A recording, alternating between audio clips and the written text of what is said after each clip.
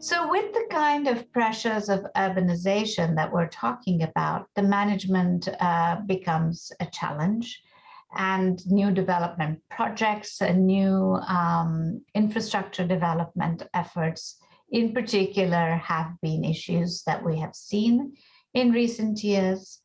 We're also seeing climate change increasingly becoming a threat to the management of properties and the protection of OUV. And you see here the city of Byblos and of course Venice. We see floods that are happening in places that we were not used to seeing flooding, and this is in the recent flooding in Europe in 2021, just a couple of months ago. We're seeing also flooding in other parts. We see Grand Bassam here, and we see the city Split in Croatia. So the pressures that are brought about by these by climate change relate not only to rising seawater levels, but also to extreme weather conditions that are related to climate change-related weather events, extreme weather events. So flooding, surges, all of these create conditions of stress. We also have more drought in some areas, seasonal changes. All of these bring about greater stresses on the historic cities. Out of when we looked at these, so at every World Heritage Committee meeting, which is normally an annual event, the state of conservation of the properties is examined, and those properties that may perhaps have some issues are particularly the ones where the state of conservation is examined.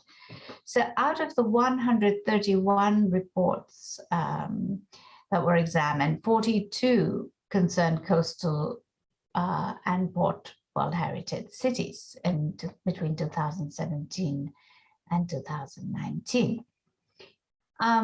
When we look at some of the cities, we know that the issues really had to do with Venice, for instance, is not just city, which is inscribed on the World Heritage List, it's the Venice and its lagoon, which is seen together as this kind of integral whole, and the management and protection of this whole, which has to be very carefully seen, so that the water systems are very central to the management of the city itself.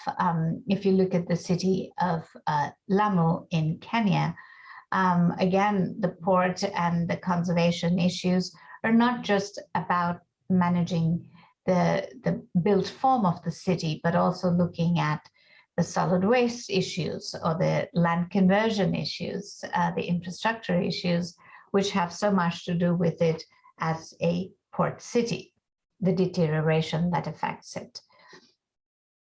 If you look at the city of Cartagena in Colombia, the seawater rise and the surges are causing a great deal of damage to the walls. The identity and the social cohesion issues are at the same time as important, looking at the impacts of tourism. So the management system, the marine transport infrastructure, all of this is important. Very often when you look at these cities, any one issue, cruise ships, for instance, might be identified, but there's actually very much more complex set of issues that are working behind it. At the same time, historic cities are also repositories of knowledge, of incredible knowledge on how to manage living and working and thriving with a particular natural environment, with the resources that exist there. This is the city of Augsburg that has a very specific water management system that has come down to it over the centuries and that has been developed over the centuries. And of course, you're very familiar with the Dutch water defense system, which has just become an extended site that has been developed over centuries on how to manage water. Here we see the city of Hue in Vietnam with its complex of monuments that again had to do with its commercial and trading relationship that developed across from water.